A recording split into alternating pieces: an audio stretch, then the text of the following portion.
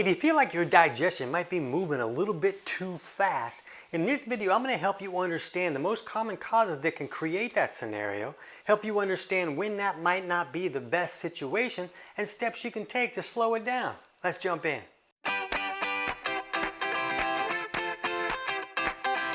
T.C. Hale is not a doctor and does not claim to be a doctor or licensed in any type of medical field. Don't be an idiot and use anything heard on the show as medical advice. This information should be used for educational purposes only, and you should contact your doctor for any medical advice. Now get off me.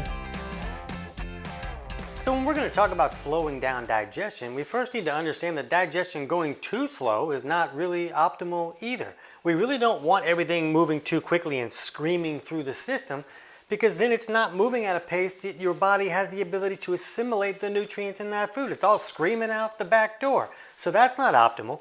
But things moving too slowly aren't so great either. Remember, we poop like humans because we want to get rid of waste.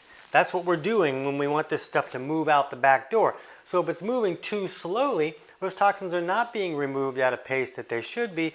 And the underlying cause that's slowing those things down can also create some difficulties in assimilating nutrients in the food that you're eating. So if you really need to speed your digestion up and you just clicked on the wrong video, we'll put a link in the description below for our video on how to speed up digestion. So you can check that out if you need to. But in this video, we're going to talk about slowing things down. And when we start this conversation, we really need to look at this stomach acid function. Because when we eat food, this stomach is supposed to make hydrochloric acid. And this substance is really acidic. It's like battery acid. And this substance is made to help us acidify that food so that we can break it down and get the nutrients out of that food. And what happens is this acidity level of what's moving through here kind of can dictate the pace of it. The stool moves through the intestinal tract at a pace according to its acidity level.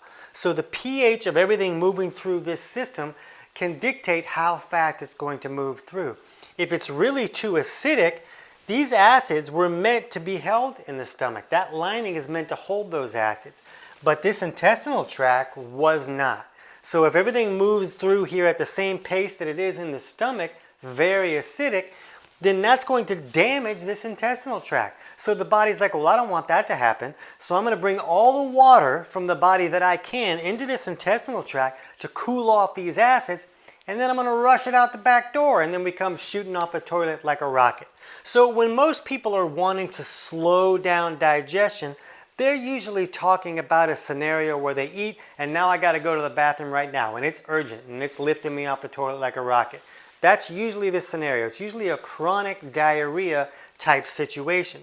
So what we need to look at when we're looking at this digestive process is that after this food is acidified in the stomach properly, it's supposed to leave the stomach and come down here into the first 10 inches of the small intestine called the duodenum. Some people say duodenum, but it's more fun to say duodenum. And when this acidity comes into the duodenum, that's what triggers this gallbladder up here to squirt this alkaline bile down to help neutralize those acids. Now, there's also some bicarb that comes out of the pancreas that helps to neutralize these acids that are leaving the stomach as well. But the bile in this gallbladder is really the big player. And a lot of people feel like some of this bicarb and stuff is actually triggered by these other functions up here. So if some of them are not working correctly, that bicarb might not be coming out to help neutralize the acids either. But both sides of digestion really need to be working correctly for us to really bust that food apart and get all the nutrients out of it. We need this acid side meeting the alkaline side, and when those opposite pHs collide, it creates like this sizzle, like a chemical reaction that really helps us bust that food apart. But the problem is, it's really common for someone not to be making enough stomach acid, and it's really common for someone's bile to become too thick and sticky to flow correctly. And then it can't come down here and help neutralize these acids and also help us break down our dietary fats. Bile is this soapy substance that's made by the liver, and it helps us break down our dietary fats, and also we need it to access fat-soluble vitamins like A, E, D, and K. And it also helps neutralize these acids. So all of those functions are very important. The problem is that we need this alkaline bile to come down and neutralize these, but a lot of people's bile has become too thick and sticky to flow correctly. There's a lot of things in our world today that can thicken this up so it won't flow down and help neutralize those acids. So a lot of these cases of where everything is screaming through the system too quickly is just a problem where there's not enough bile flow there to come neutralize those acids. So now they're creating trouble down here and they're running through the system and shooting out the back door. So the other thing to think about is that we really need to neutralize those acids, but some people will tell you that, bile is also like this lubricant. And that is actually true. It's like a lubricant that can help things flow through there, but they'll tell you that, well, if you have loose stools and everything's moving too fast, you would not want to supplement with what's called ox bile. Ox bile is like a supplemental version of bile that a lot of people use when they're not either producing enough bile, which is actually not that common, but if someone's lost their gallbladder here or it's been removed, then there's no place to store that bile. So there's no bolus of bile coming down. It might still be coming down all day long, but there's not a bolus that can come down when it's triggered by that stomach acid to help neutralize those acids. So then those individuals will supplement with ox bile, and then it can kind of work to help neutralize those acids and help with all those digestive functions. But because bile can be a lubricant, a lot of people will tell you if your stool's too loose and moving too fast, you don't want to supplement with ox bile because it's a lubricant and it's going to lube those things up even more and make things a whole lot worse. This is not actually true when you're talking about actual humans, because remember that this bile is alkaline. So if you're going to supplement with ox bile, it can neutralize these acids that have come from the stomach. So that can actually slow the stool down. But if somebody still has their gallbladder, we like to see them actually thin out the bile instead of trying to replace it. We don't want to see them supplement with ox bile, because when you supplement with ox bile, the bile has to go through the stomach. And when it does that, remember it's alkaline, so it's going to neutralize the acids that are supposed to be in the stomach. It's going to basically turn off digestion. So if somebody really needs to supplement with ox bile, we like to see them do that away from food. So they're not turning off that digestive process, but they can still come down here and help neutralize acids here while food is not in the stomach. But if somebody has their gallbladder, we want to see them thin out that bile so now the bile can flow the way that it's supposed to. It will flow when it's called upon instead of you having to figure out the timing of when should I take this ox bile.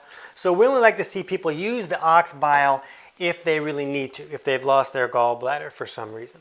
But when you can get this bile flowing, then it can neutralize those acids and slow the stool down. Now, there is a scenario that is not as common, but it definitely shows up sometimes, where you can make the situation too alkaline. Where there's cases where maybe a person is not making enough stomach acid, and this bile is coming down here, and the alkalinity, since it didn't mix with any stomach acid, can also irritate this intestinal lining, and the body will want to rush that out the back door as well. So something that's too alkaline can cause problems just like everything being too acidic. And in that scenario, if someone were to supplement with ox bile, then they really would magnify those loose stool issues and make that digestion work even faster, which is not what they're really looking to do. That's often viewed as a bile acid diarrhea issue, and we'll put a link in the description below for our video on bile acid diarrhea if you think that might be an issue that you need to dig into a little bit more. That happens a lot with people who have lost their gallbladder and they kind of have bile just trickling down in here all day long. It's not getting stored anywhere, so the liver's still making it. It just kind of comes into this intestinal tract all the time. So that's a possibility. But in most cases, when things are moving too fast, it's because everything is too acidic, and we need to figure out how to slow that down by neutralizing the acids that are leaving the stomach. Now, another possibility that can speed things up is some type of bacterial overgrowth. And this can happen in the stomach or the small intestine, like a SIBO issue. And if you think about it, like if you got food poisoning, you get some crazy diarrhea and you're like, oh, well, that makes sense. The body's trying to get all these bad guys out of here in a big hurry. So of course it's going to come shooting out the back door, and sometimes it comes shooting out the front door with some projectile vomiting as well, which is not a great time. But when that happens with food poisoning, that makes sense to us. Oh yeah, of course, the body's trying to get it out of here. But couldn't that happen on a lower level with maybe less of an infection? Some other type of overgrowth, maybe some type of bacteria or yeast or fungal issue going on almost all the time, to where the body's like, hey, I'm trying to rush some things out of here, but maybe it's not as urgent or magnified as it would be in a food poisoning situation.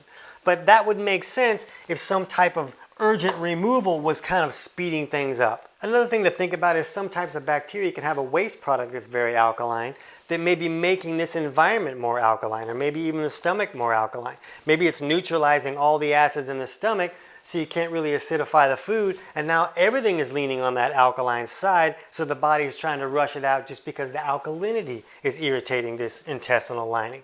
So that's a possibility, but in either case, when there's some type of overgrowth, we like to see people take some type of antimicrobial that might wipe out all these bad guys so the body can function the way that it should. And people use things like garlic and oregano and maybe some D-limonene if it's in the stomach. D-limonene is like this orange peel extract, maybe some mastic gum. And there's other steps a person can take to wipe out any type of overgrowth going on. And then once they take those steps, using some probiotics to replenish the good gut flora here can help. And that can be one reason why you'll see a lot of people talking about using probiotics when there's a chronic diarrhea type issue. A lot of times it doesn't help unless you fix the other things that are creating it, because the diarrhea just continues to rush the probiotics out the back door and they can't really repopulate. So we like to take some steps to kind of slow down any over acidity, and then the probiotics can be a little bit more effective. Now the final thing to think about is water, and it's possible for a person to be drinking too much water, that's sending too much water to these bowels and just rushing everything out in a big hurry. But in a lot of cases it's about where the body is sending the water. And it was Dr. Emanuel Revici who helped us understand that the body has this natural circadian rhythm at the cellular level. So during the day, the body should be in this catabolic state where it's very good at creating energy and breaking things down and keeping us going all day. And then at night, the body should move in this anabolic state where it's very good at sleeping and resting and repairing and rebuilding. And both states are appropriate. We want the body moving back and forth between both states. The problem is, for a wide variety of reasons, people can get stuck in one of these states most of the time. So if a person is stuck in this catabolic state most of the time, it can cause the body to send more of the water to the bowels and less to the kidneys. So when somebody's really stuck in this anabolic state, we see a lot of constipation because the body's sending most of the water to the kidneys and not enough to the bowels. But in this catabolic state, we see a lot of chronic diarrhea issues just because this water is all going to the bowels and it's just rushing everything out the back door. Now again, this is not the only cause of diarrhea or chronic loose stool issues, but it's a common one.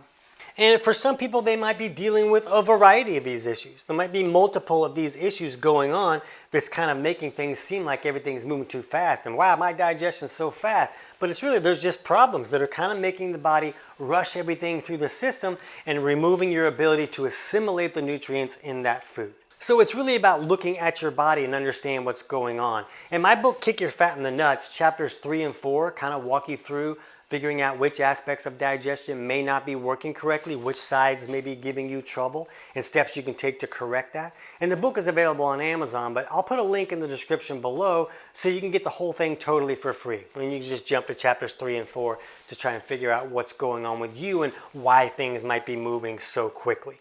And since the lack of bile, this bile that has become too thick and sticky to flow correctly, is the most common issue, and thinning out that bile so it can flow correctly creates improvement for the largest percentage of people.